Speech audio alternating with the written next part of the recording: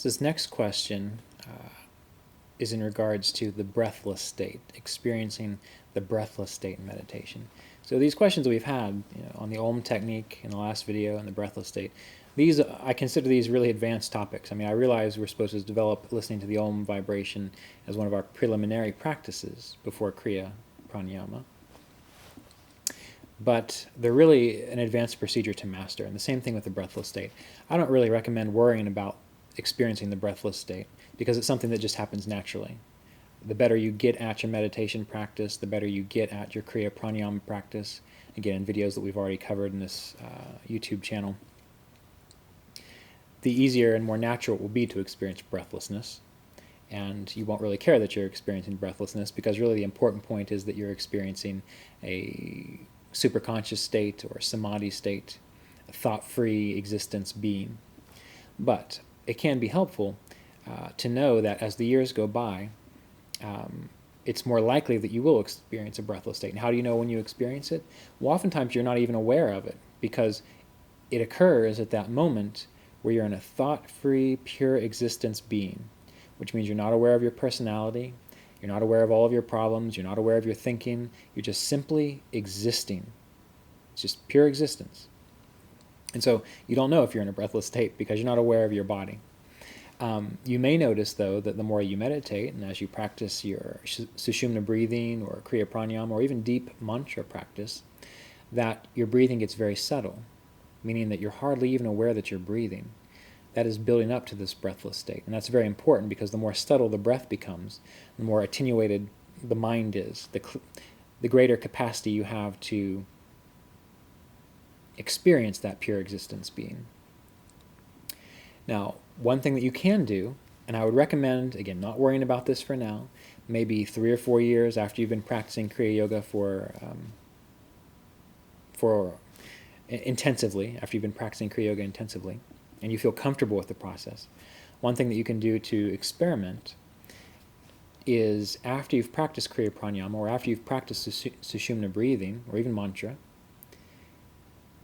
you turn your attention to your spine and you imagine or feel that you are pulling your life force up through the nerves of your legs, through your feet, through the nerves of your limbs, through your hands, your arms, through the nerves of your organs and your torso and your head, and you're just pulling it all in to the spine, your core.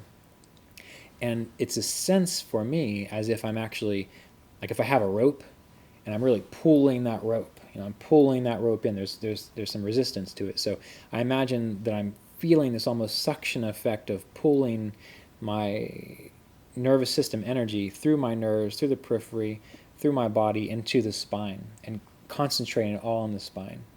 And when you do that after an extended period of sitting in the silence or Kriya Pranayama, you'll notice again that the breath becomes very subtle. And you might find there'll be periods where you're not breathing. You don't need to breathe.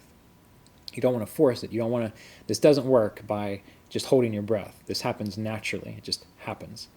But you can move the process along by focusing on that spine. And then once you have all of your life force pulled into the spine, then what I like to imagine is that I'm then pulling the life force up through the spine, through the center of the spine, through the neck, up to the crown or the spiritual eye center, usually the crown, and holding the awareness here. So I'm pulling in all of my energy, my nervous system energy, into my spine first. Now it takes a little while, so don't rush it. You might not even get it the first couple times, or even for a couple months or even years. It takes some practice to be able to do that.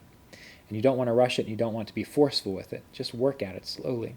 And then once you get it centered, then you start to pull it up through the spine, through the neck, through the brain, the nervous system, up to the crown of the head, and you rest with your awareness here.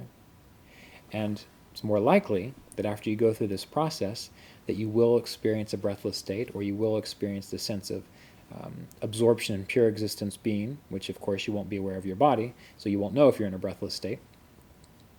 But point being, it's not really not breathing that's important, it's why you're not breathing. It's because the consciousness is so clear, so calm, you've attuned to the purest aspect of your consciousness that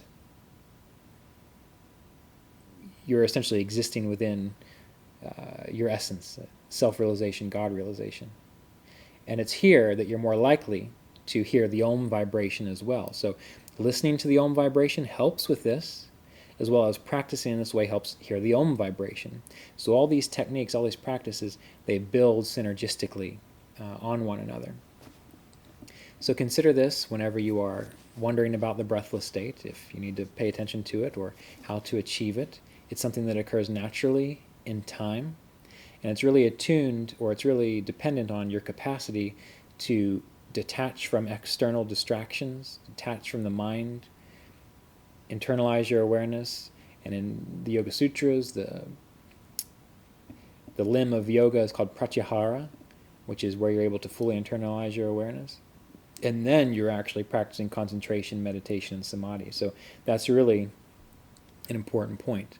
And those of you who practice Hatha Yoga, when you do Shavasana, or the corpse pose, when you're laying on the ground, you can practice this as well, withdrawing all of your energy into your spine, withdrawing the spinal energy up into the crown.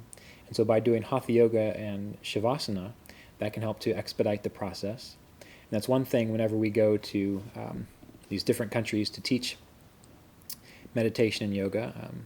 My co-teacher Sonia and I, she takes care of the Hatha Yoga portion, I take care of the meditation portion, and she takes them through Hatha Yoga to Shavasana, or corpse pose, and then we practice this pratyahara of internalizing attention, and then we sit up and then we practice meditation. And people find that when they do it in that sequence, that the meditation happens very quickly and very deeply. So that's again why all of the limbs of yoga are important. Not just sitting and meditating, not just Hatha Yoga, but putting them all together. All of them have a place. All of them have a role. Okay, so thank you for your time. Your feedback's welcome. If you have any questions about Kriya Yoga practice or your meditation practice, don't hesitate to message me, and as time permits, I'll be able to create a video to speak to this. Or if you like, you can send me your email to get on my mailing list, and next time we do another webinar, meditation training, or Kriya Yoga training webinar, I'll let you know, and you're welcome to participate. So be well, and we'll be in touch soon.